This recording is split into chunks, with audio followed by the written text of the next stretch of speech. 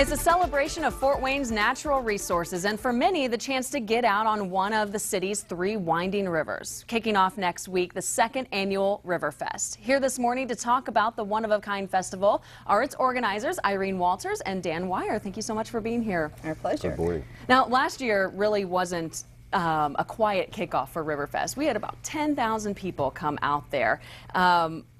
You asked the community for their input after that. I mean, obviously a great turnout. What did people have to say about it?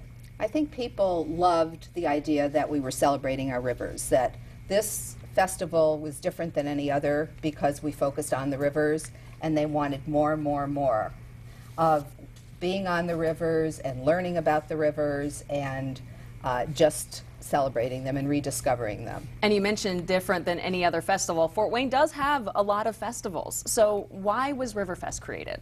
Riverfest was created because we wanted our community to really refocus on the rivers and rediscover them. We were built, the fort was established because of the rivers, our local economy, a lot of it came because of the rivers, and yet we were ignoring them, and people would look and go, ooh, they're dirty and we don't want any part of them, and it's not true. So we needed to educate them and raise awareness and have fun on the rivers, and that's why IPFW and Friends of the Rivers started this. And 2 things for sure, entertain and educate, and a lot of that was accomplished in the first Riverfest. Dan, how is the Riverfest teaching the community about the rivers?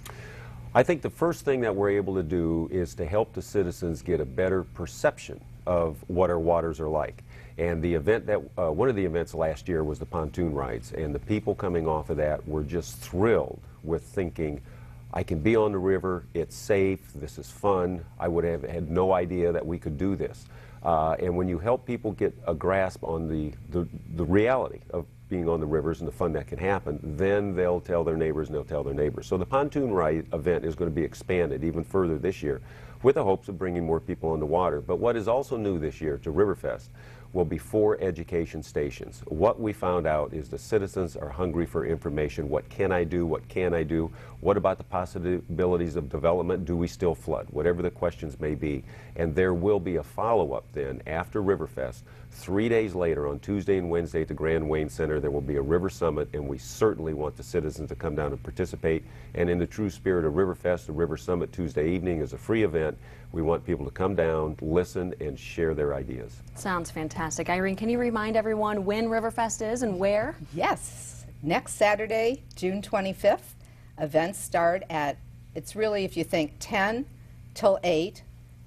All day, everything will be going on except the walk-run starts at, excuse me, at 9 a.m. Okay, it's going to be a busy day, and I'm sure just as popular this year as it was last. Thank you both for coming in this morning to talk about it. Thank you.